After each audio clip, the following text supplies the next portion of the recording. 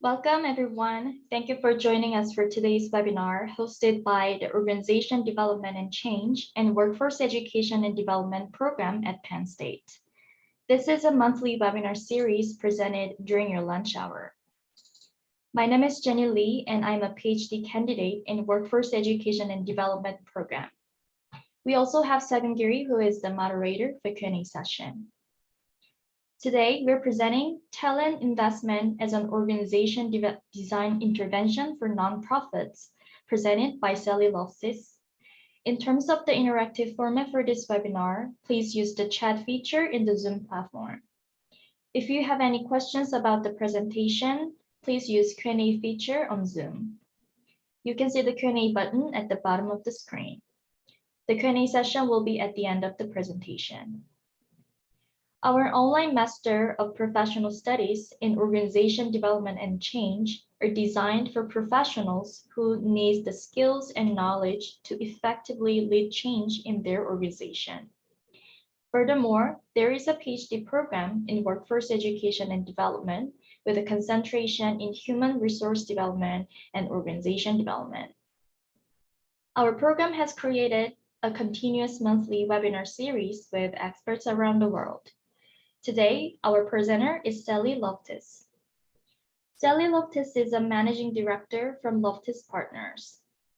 Sally is the daughter of teachers, innovators, and visionaries who taught her from a young age to deeply listen to everyone in her circle of influence.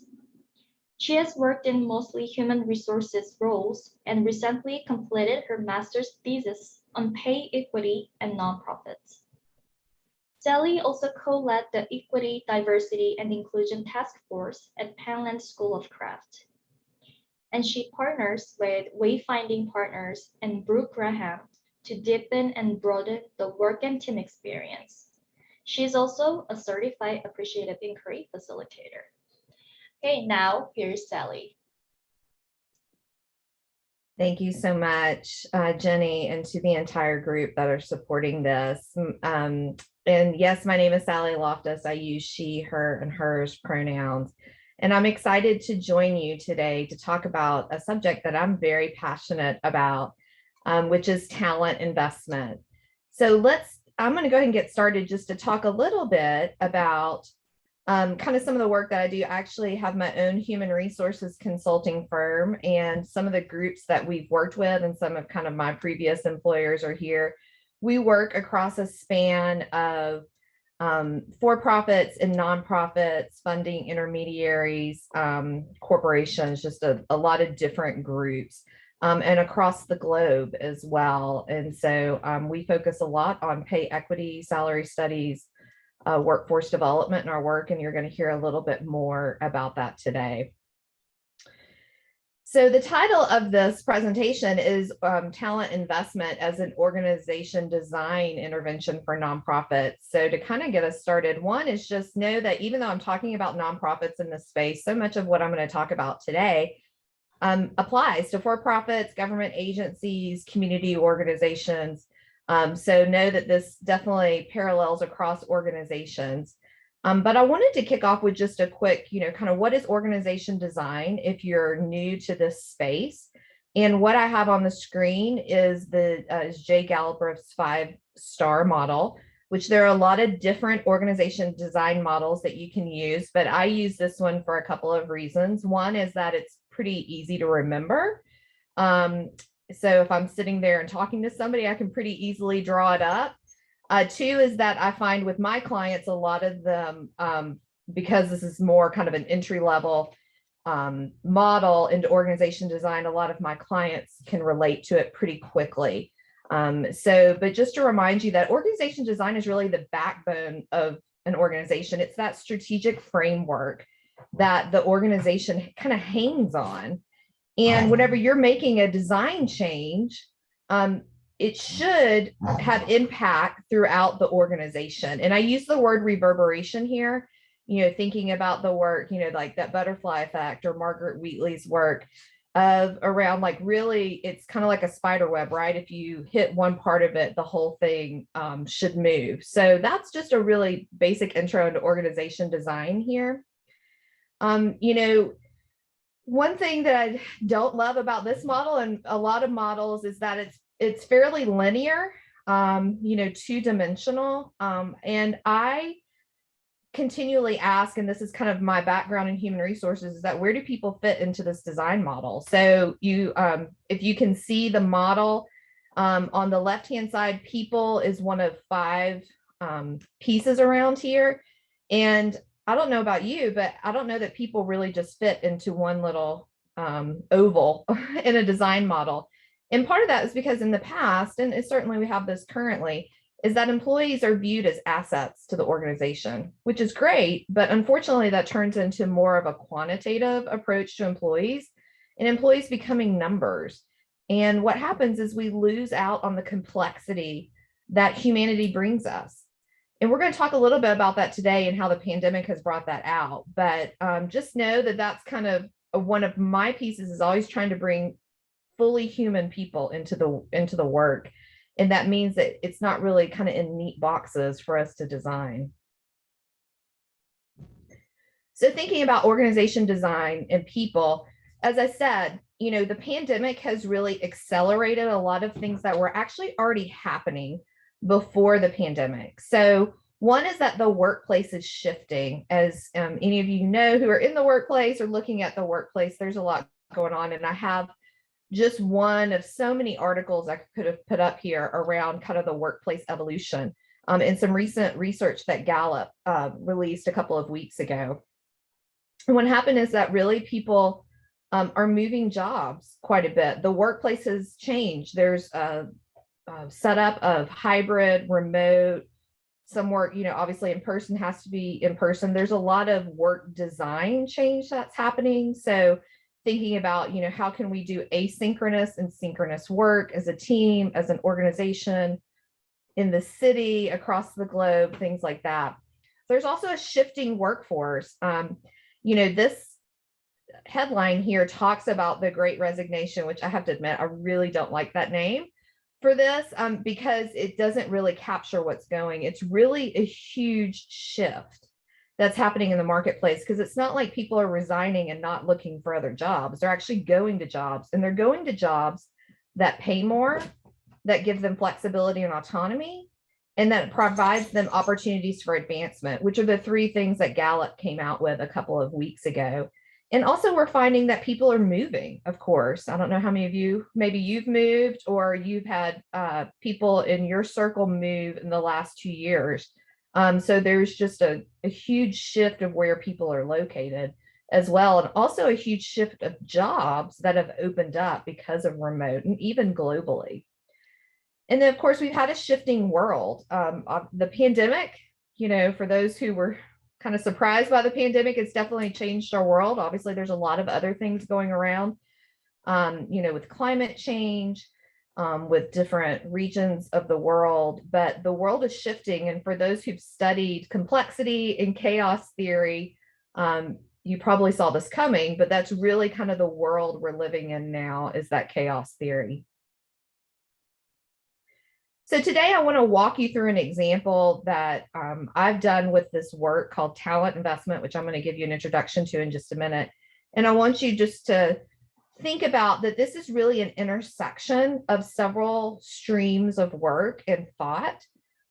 So one piece is going to be human resources, and you'll definitely see some very pure human resources work and approach in some of this. There's also the organizational development piece, again, kind of bringing in that organization design. You actually will probably see some workforce development pieces in that as well. And then there's some social justice elements of this. I'll talk a lot about equity, diversity, inclusion. And these all are streams that kind of overlap into this Venn diagram of talent investment. So just to give a brief intro to talent investment, this is really a philosophy that is rooted in several streams of research, which I will discuss. But what I'm going to talk about today is the example that I actually used in my thesis from a few years ago, pre-pandemic. And I was at the time director of human resources at a larger nonprofit in Western North Carolina. And we were given a significant endowment gift to the nonprofit. and had an opportunity to do some really creative and transformative work around our employees.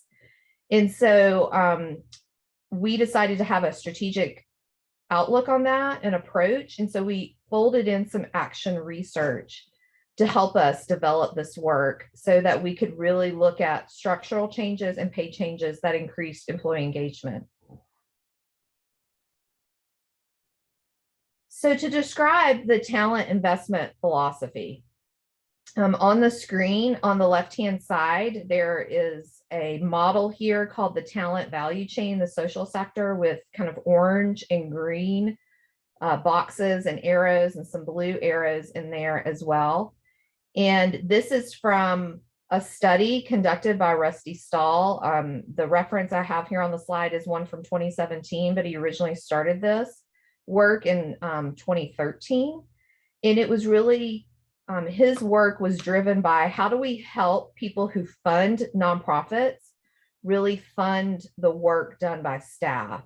For those of you who maybe who've worked in nonprofit organizations or organizations that get a lot of grants, sometimes the bigger money goes to capital campaigns, building projects, big programs, not as much into the operating budget, which is really the day-to-day work.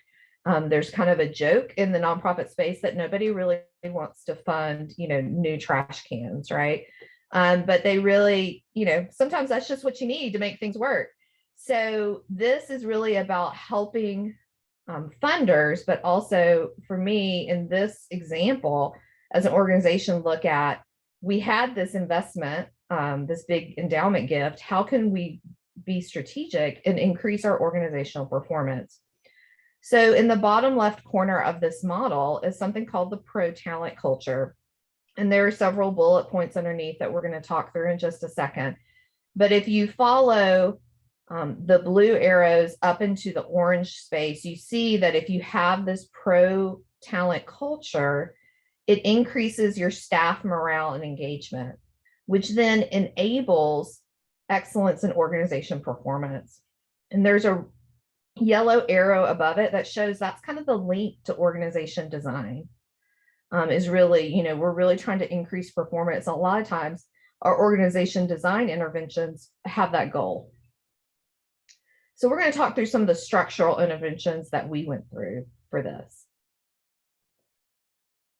So when you look at building a pro-talent culture, there are several elements within it.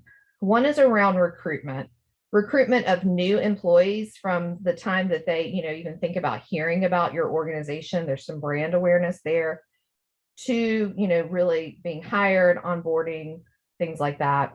Engagement is once somebody's at the organization, beyond just doing the work, how do you keep them engaged at the team level, individual level, organization level? Professional growth, this is work is a place where we can grow our talents, our skills, our capabilities. How do you provide pathways for professional growth that are meaningful for employees and for the organization? Healthy transitions are another piece of it. There's certainly a lot of turnover in every organization, and nonprofits are not really any different. And so how do you help people when they transition? And also the people, think about when somebody leaves an organization, there's a big gap, right? And catching up with that work. That person may have been there for a long time and had a lot of institutional memory. So making sure you don't miss some of those key pieces in that transition. Building a pro-talent culture is a way to support competence. So how do people do their jobs and how do they do it well? Again, at the individual, team, and organizational level.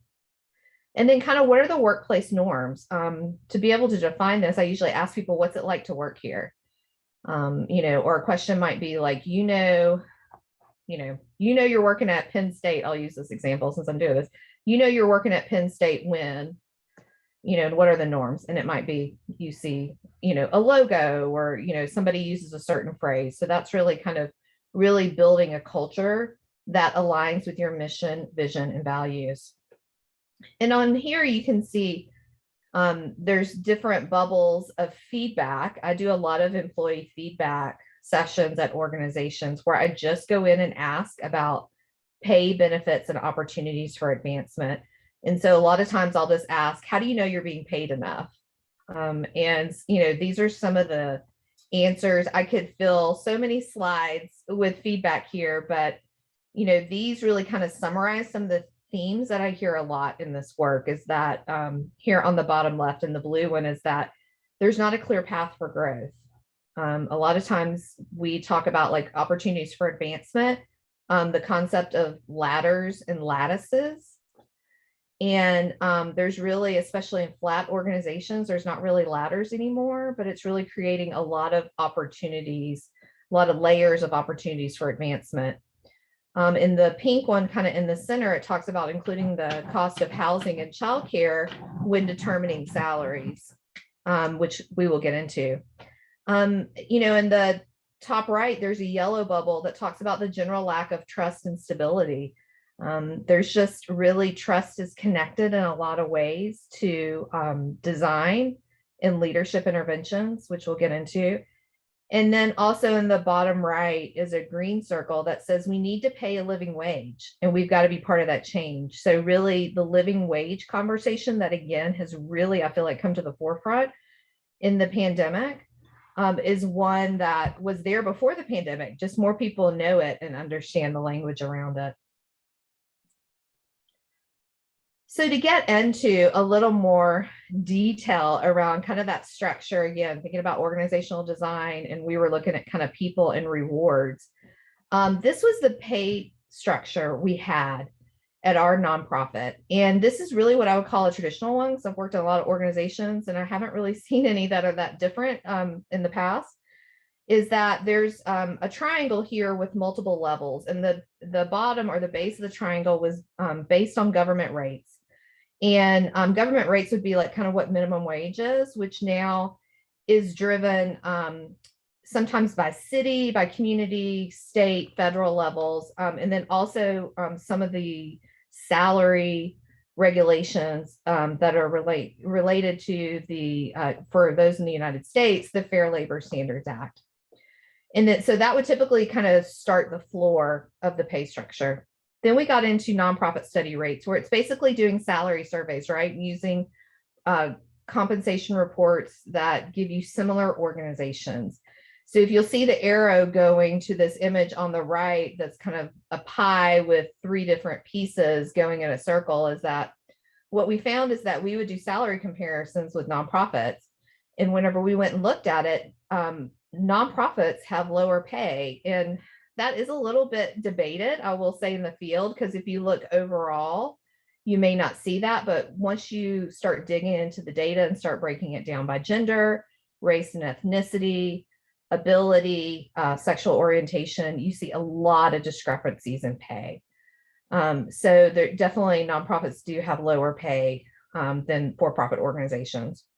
So what we found is that when we did these salary study comparisons with organizations that already had low pay, we were just basically perpetuating low pay because everybody had low pay. And if you just barely paid above that, you felt like you were doing well.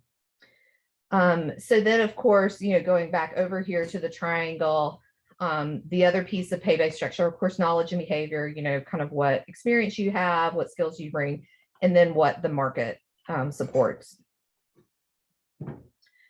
So what we figured out in this is that this structure was not working for us because we had a lot of employee feedback. We had done a survey a year before this where people just really expressed a lot of dissatisfaction with pay and benefits and opportunities to advance. So we were like, we got to change the structure. And we really felt like it was important to bring employees into the process because, again, we just basically had survey results and we really needed some narrative around what was going on. So we started with a series of micro interventions and action research. So let me kind of talk about interventions at different levels here. Micro, I will say, is more at the individual level. I'm going to use the term meso, which I would say is more at the team level, and then macro, which is more at the organizational level. So if I'll start with micro interventions first, and this is where those of you who work in or study workforce development might start seeing kind of some of your work reflected here. Some of the things that we did were just looking overall at job positions and really looking at capacity of the organization and looking at what was going on. So before I kind of go through this list of interventions, what we found in the group I was working with is that it had previously done a lot more seasonal programming. So they had more of a seasonal staffing model. And so there would be a group of people who were laid off for 3 months in the winter. There was a group of people whose hours would decrease in the winter. But what we realized is that we had really gone to a full programming calendar, from January to December, and had never adjusted the staffing model for it. And so we had to kind of step back and really do a lot of reassessment of where we were and start seeing kind of the holes that were there and where did we need more support. So one thing was that we had, like I said, some positions were not 40 hours a week all year long. And so we increased those to year round to give people, like, some feedback we had gotten from people is that I don't really have time to catch up during the off season. So trying to increase hours there. Again, we decided to shift away from doing layoffs and taking the people who are usually seasonal people if they wanted to work year round, and we deployed them in different areas in the organization to kind of do maintenance and data entry and things like that to kind of help the organization. Another piece is that we really looked at what are some ways we can create efficiencies across the organization. We noticed that we were pretty vertical and siloed in some ways. And we thought, what's some technology and some people who can help us with the technology to support this cross-department work and even some administrative support. We found that a lot of jobs had grown so much that they were just too big. And so we really need a level of administrative support to help those. We also made a conscious decision, even though I live in North Carolina, we're going to talk about this in a few minutes. Our minimum wage and where I live is still $7.25 an hour. And I don't know if any of y'all have tried to live off $7.25 an hour lately, but it's just not possible. And so we had decided over a series of years, we had been increasing it, but at this point, we decided to go to $12 an hour, which is what our budget could support at the time. Our goal was to get to 15. And then we also decided to increase our retirement contribution because kind of some initial feedback from people was that, I've been here. We had a lot of people who've been there for like 20 years. And they were saying that would be something that would motivate me. So those were kind of some of the things we initially started doing in this, 2-year process, basically. And we said, okay, we know we can do these things now, and they're somewhat measurable. Then let's deploy an action research model. And we decided to use that to help us know that these changes were working. So we used 3 cycles of feedback. One was to complete the same survey that we had done a year earlier to all of our staff. And it was based on the 7 components of the effective workplace, which is here on the right, the image here, which is based from the Society for Human Resource Management.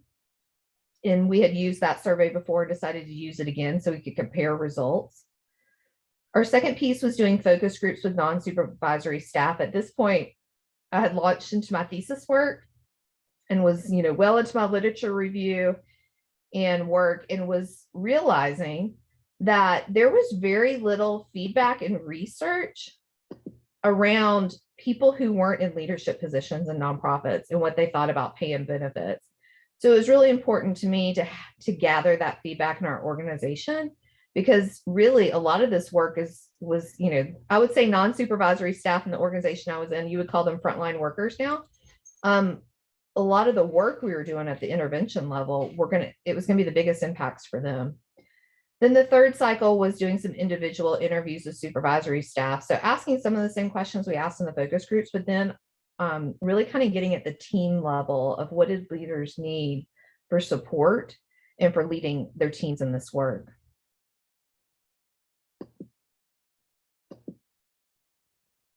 So as we went through and did all these different cycles, really, what did employees tell us?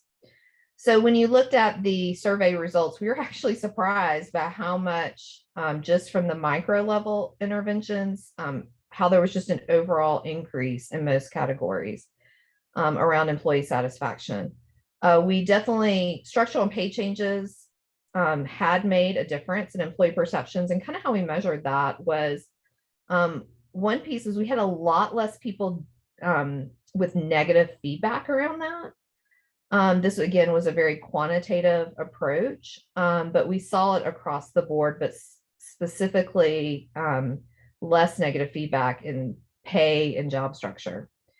One thing that really surprised us in doing this work, and this was kind of a meso intervention that was unexpected, we kind of didn't even realize we were doing it, was how much supervisor support and trust existed with employees. So just simply having leaders sit down and have conversations with their employees about, if we could add more capacity to the organization, what we do, if we could add more hours to your job, if we could change the way, we're structured, what would you do? And so we actually had one question in the survey that asked, about leadership support, and 100% of the staff strongly agreed that we had leadership support in the organization, which really, again, we were excited to see, but didn't realize that had been kind of a meso intervention.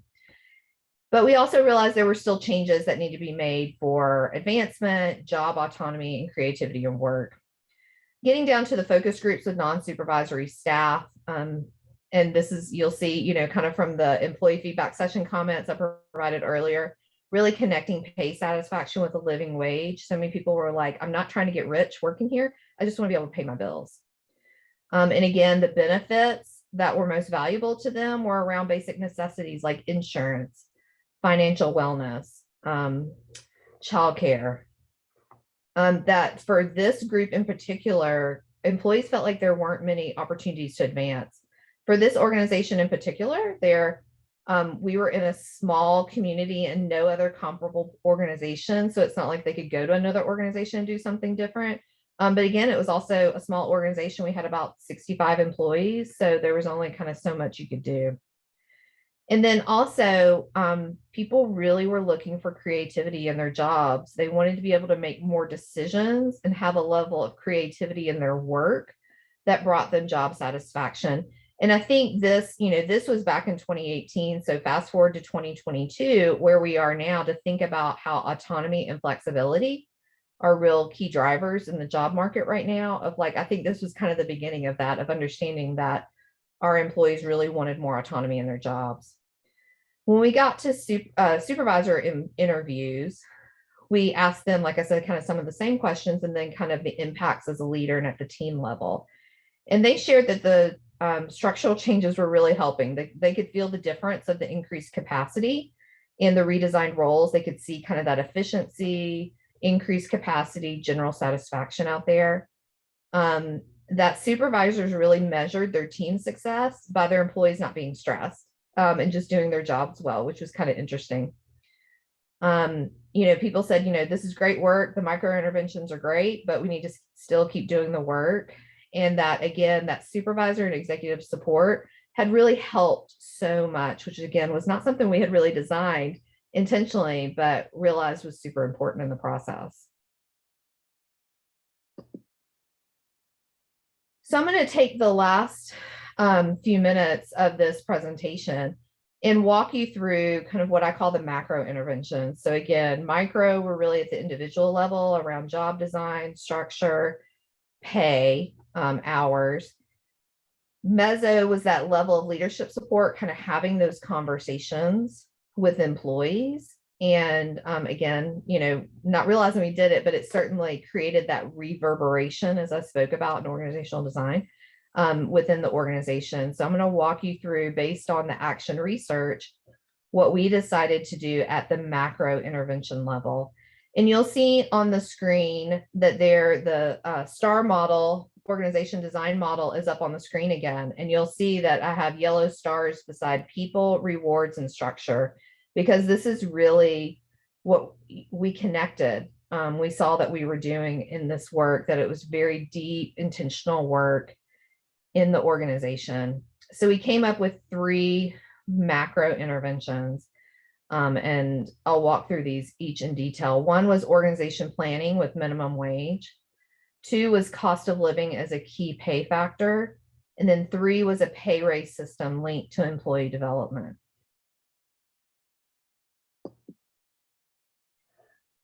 So to start with, we looked at minimum wage.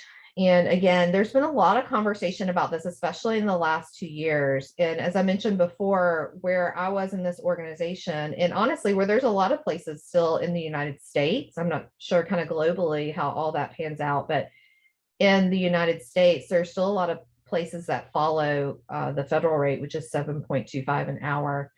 And we decided to say, okay, let's just ignore, the nonprofit study rates that we had seen before. Let's just sit here and look at, at this organization, we had a housekeeper role. And we said, okay, a housekeeper that's making $10 an hour, full-time job, is making a little under $21,000 a year.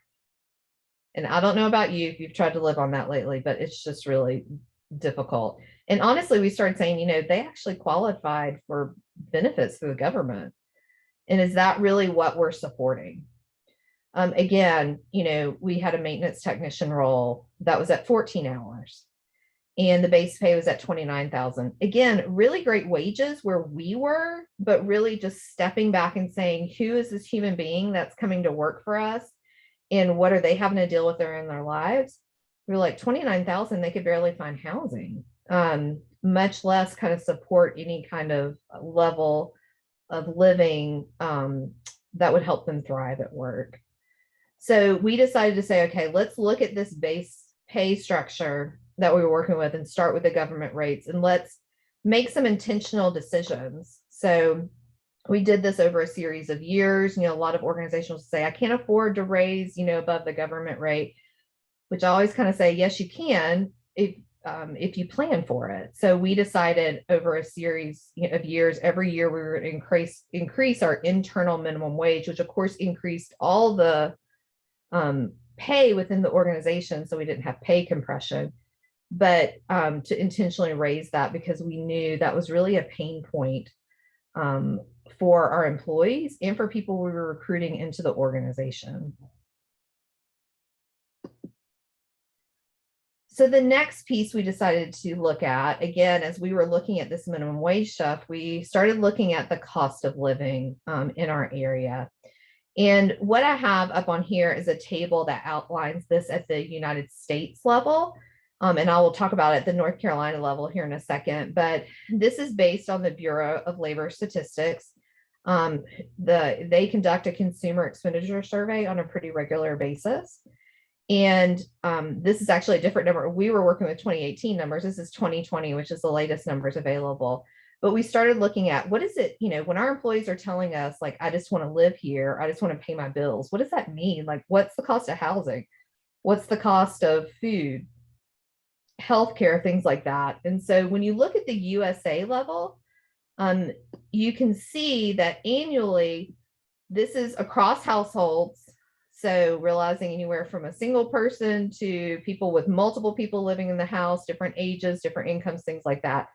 But on average, it costs about $61,000 a year to just live in the United States. And whenever you start breaking that down and looking at it monthly, because 61,000 sounds like a lot, especially if you're not used to making that.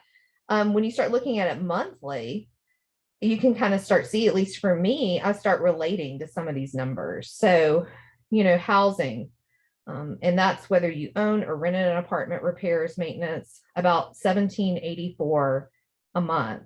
I'm doing a salary study pay equity assessment with a group in Los Angeles right now, where we're seeing that a 1-bedroom apartment on average is $2,200 a month. So looking into this cost of living, like transportation, food, things like that, we're like, wow, going back to the housekeeper example, the maintenance technician example, we could support paying those lower wages because other nonprofits were doing it and they were still above what other people in town were paying. But we were like, this is still not enough. And this doesn't really line up with our mission and vision and values and our equity, diversity, inclusion approach. Because it really was like, we're supporting people living at lower wages, and this is not what we want. So for this organization in particular, we looked at, of course, where we're located, which was in Western North Carolina. And a lot of people think when you live in smaller rural areas, it's the cost of living is less, which is not true. Let me debunk that myth right now. It can actually be more expensive because you don't have access to as much stuff in your town. So, you may have to drive further to go see a doctor, especially with all the rural healthcare systems going under. Food is usually more expensive in small rural areas because we're at the end of the food distribution line. Housing, there's not as much housing available. So let me kind of walk you through this slide here where we decided, okay, so yeah, we saw the United States information, but what is it like for people in our county, in our area, and people who are living in other parts of the United States that were asking to move to this location and work for us? What are they dealing with? And so at the time, again, this is 2019, the average rental cost of a 2-bedroom apartment where we were was about $700 a month, whereas most people couldn't even afford that. And so just on housing costs, we realized that, kind of base, people needed to make at least $27,000 annually to afford housing in this location. So going back to those housekeeper and maintenance technician examples, the $10 an hour could not afford to live where we are. And the maintenance technician could barely live there. So we said, you know what, this structure, we got to change it. We got to add cost of living, and it's got to be way earlier in the process of how we structure our pay. And I want to just also point out, some people may be like, I can't believe anybody would pay, $30,000 or $40,000. And I think you might be surprised if you actually get in and start talking to people about kind of what people get paid, because it's a little more common than I think people realize.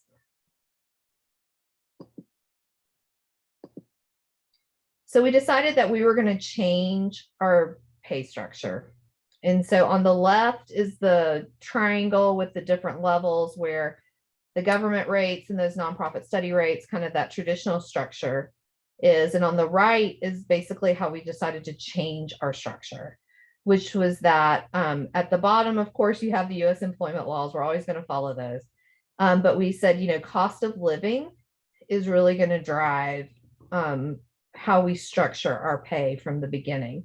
Because if we're not paying in a way that supports people to live and thrive in our community, we're not going to be able to retain them. And we certainly aren't going to be able to recruit new people. We also decided that we would look at pay equity and disparity of that. Are we really supporting, thinking about the gender wage gaps, right? And the intersectional identities around wage gaps. Are we really looking at that and understanding it? Then we decided we look at kind of what the job market supported. That can often be called cost of labor. And then also looking at diversity is that, are there any ways internally that we're blocking kind of with unconscious bias, ways to bring in a more diverse candidate base.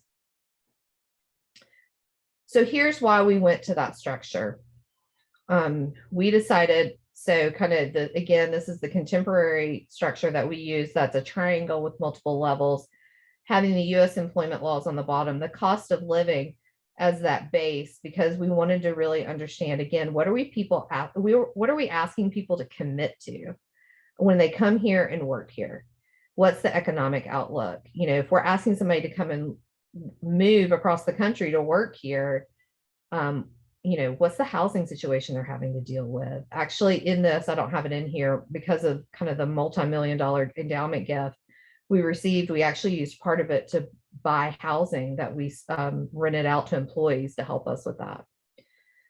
We also decided to change the way we kind of structured our interview processes and how we did offers to new candidates, is that we just decided to not even ask salary histories anymore, which of course there's a lot of research around why you don't do that, and unconscious bias, and just starting with equal pay, which was hard to admit that we weren't doing that, right? You don't like to admit that, but we just said, you know what, we're going to own up to it and we're going to deal with it.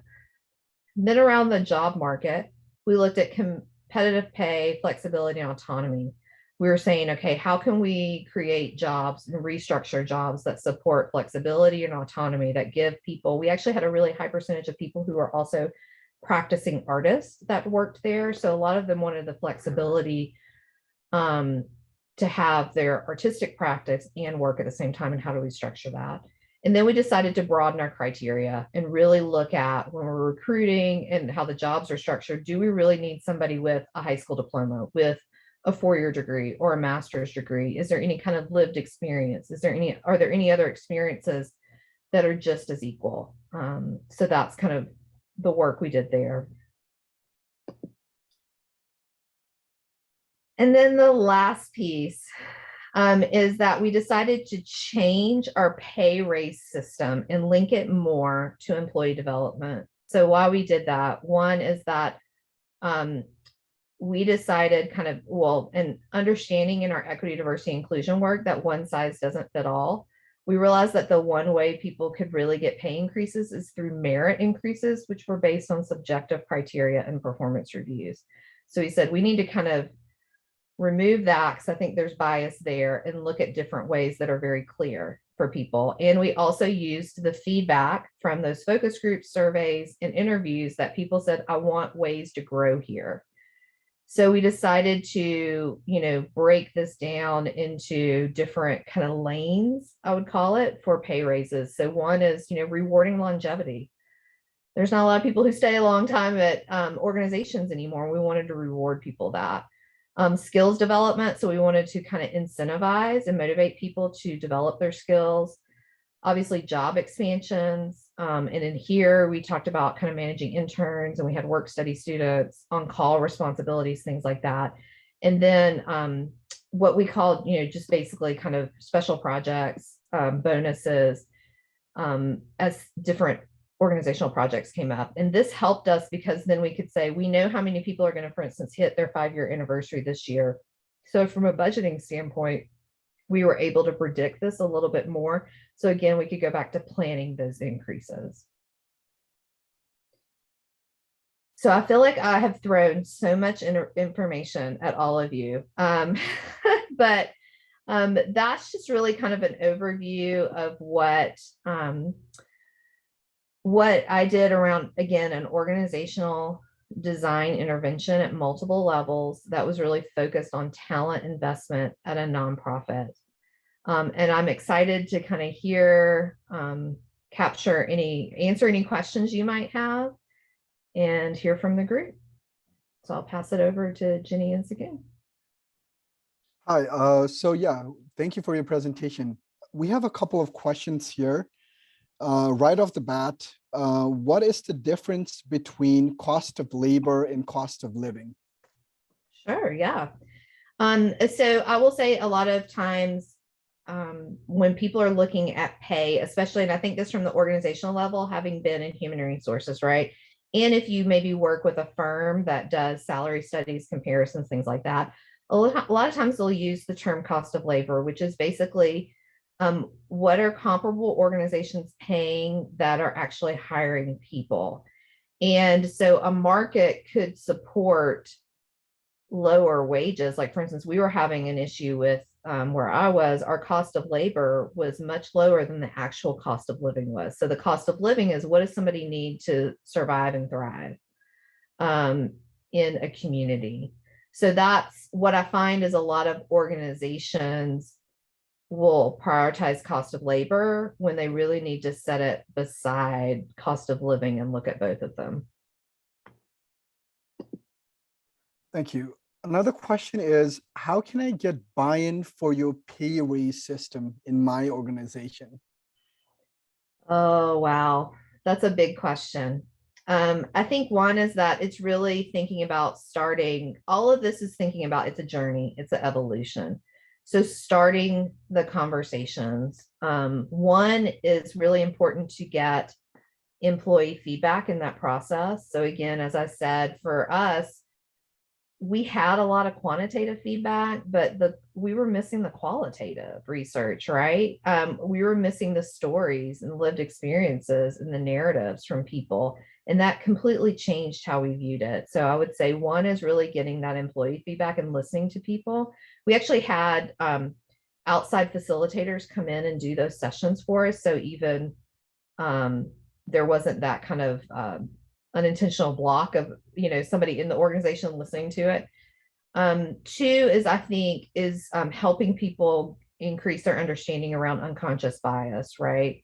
is that there is a lot of research out there about how just performance reviews that are based on subjective criteria, there's a lot of bias baked into it.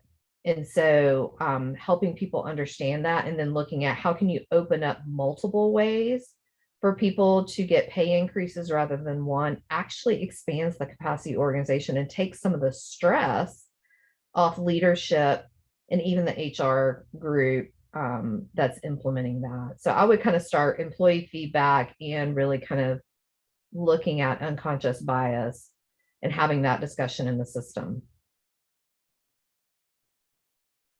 Thank you. Another question, similar question to the previous question, is what can leaders do to support this work? Definitely. Thank you. I would say one is just start kind of having conversations, start asking about this work, start sharing what's going on. Like I said, just even in the time, this was from 2018 that we did. I'm amazed at the vocabulary and common knowledge around this work 4 years later. I think having conversations about pay and benefits and opportunities for advancement with your teams, if you're a leader, I'm surprised how often when I go in and do employee feedback sessions about this, I usually ask the question, what are the conversations happening at your team or within your team about pay? And people will say, I've never talked about this before at my organization.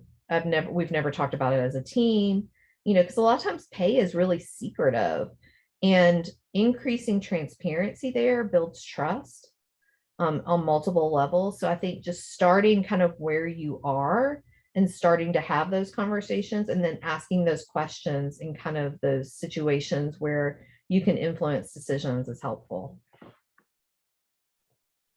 Thank you. Another question is similar to this one. So it says, thank you, Sally, for the presentation. How can we move towards pay equity policies within organizations when some organizations don't even practice transparency around wages and salaries that employees can refer to support and leverage pay and promotion negotiations? Oh, wow. That's a big question. I wish I could just flip a switch and all of it happen.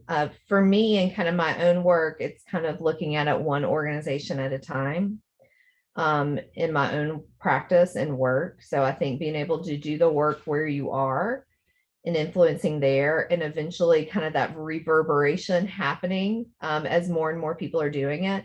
Actually, some of my clients and other organizations that are doing this work are looking at, can they build some communities of practice of organizations that are doing this work and kind of getting into these details so they can share best practices, lessons learned, also be able to share their own salary information with each other. Because, ideally, as I'm a consultant, ideally is that I work my way out of a job, right? Is that I'm putting that capability in the organization. So I think being able to be with like-minded people starts to build that collective work, that collective power to change. Thank you. Another question is, how does an organization balance major swings in the pay market while building an equitable pay structure? For example, high inflation. Yes, wow. This is a question I get really pretty often, especially right now. If you've tracked inflation, and again, this is based in the United States, of inflation being at, between 7 and 8%. What has happened is that so many organizations have been kind of caught, I would say, with low pay and not having a plan. And then they're seeing their employees leave and go get another job. And they're going because of higher pay. Now, some people are leaving and coming back because maybe they find that they got higher pay, but a really bad workplace culture. But I will say a lot of organizations have been caught in this. And right now, as human resource professionals, leaders are hiring people, almost any employee at your company, or if maybe a job candidates can come in and give you some pretty significant evidence, just based on, salary research online to say, I can make easily 20 to 30%, maybe 50% more at another organization. So one is that organizations need to be prepared for those conversations. Two is really, again, there's a planning piece that needs to be there, is really strategically saying, okay, we maybe got caught in this situation where we really do have low pay. How can we change it? And how can we work with our employees to get their feedback and have a plan? And also realizing that there are, financial constraints to this work. So you may not be able to change it overnight, and you may lose some employees, unfortunately, because of it. But I also think there will be some employees that will stay if you're having the conversations and having that level of transparency of recognizing where you are, not trying to hide it, saying we're trying to do the work, help us understand, help us develop this. And it's a collaborative work rather than just, kind of leadership sitting in a castle, blocking and saying, we can't do anything. I find that candidates, job candidates are much more attracted to organizations that are being proactive rather than sitting back and waiting for the world to change. The ones that are wanting to change the world and change the sector, especially around pay equity, are going to attract more candidates. Right. Thank you. I think we have time for two more questions. So the first one is, in my organization, there isn't really a merit-based system, a transparent merit-based system around pay raise. How do I bring pay equity and pay negotiations when such a system does not exist or is not transparent? Yeah, that's a tough one. It depends on where you are in the organization. I would say, again, start having those questions, start asking the questions in there, start having conversations with your peers about, the performance review systems, really starting to kind of build that momentum. Because unfortunately, a lot of this, will happen from the top down, right? When really it should be everybody has input into the structure. That's really what a collaborative, inclusive structure would be. So I think is starting to ask the questions, starting to advocate for changes. There's a lot of evidence out there for this information. You can certainly, if maybe, understanding your audience of who you're sharing it with, maybe they need more data, what kind of information speaks to them, and being able to put that forward is helpful. But I think being a collective around this work and sharing that feedback is always more powerful than just one person. Thank you. So the last question is regarding budget. My organization doesn't have extra money in the budget to do this work. What can we do? Yeah, I get that question a lot as well. One is that you won't do anything if you don't plan for it. So even if you can just say, we're going to try to raise things by X percentage each year, are there ways that we can, cut back in another area to put more to pay? I think that's one piece, is really trying to have the plan to go forward. I think the second piece is that a lot of times people do not count the cost of turnover. So, for instance, several organizations I'm working with right now have like 25, 35% turnover. So if you always, 30% of your staff is always new, there are losses you're experiencing there. You've had people doing extra work because that position's not been filled. There's a loss of efficiency because you're having to train a new person. So, and a lot of times whenever you're having to replace that role, you're actually paying higher wages than what you were paying the person who left it, because of what's happening in the job market. So I think that's another piece, is trying to say, if we were able to decrease our turnover by X amount, what kind of reverberation would that cause in the organization? What efficiencies would we gain? What memory would we have? So I think that's another way to really look at it. Thank you. That concludes our Q&A session. Thank you so much for your time and your knowledge and expertise. Back to you, Jenny. Thank you, Sally, for the great presentation with the details. It was a pleasure being with you today. On behalf of our OD&C and Workforce Education and Development Program, we hope you think this webinar is helpful. If we didn't get to your question, please send us an email, or you can reach out to the presenter directly via email. For the future webinar, we would like to hear your feedback on today's webinar. Please take the survey using the link in the chat box. It takes less than 3 minutes. Our next webinar is about crafting meaningful work and life, the relationship, by Manar Salama on April 29th, Friday from 12 to 1 p.m. Registrations for all events can be found on all of our social media platforms, such as Facebook, LinkedIn, Instagram, and Twitter. Again, thank you everyone for joining us today, and we'll see you in the next webinar. Thank you, Sally. Thank you, Sagun.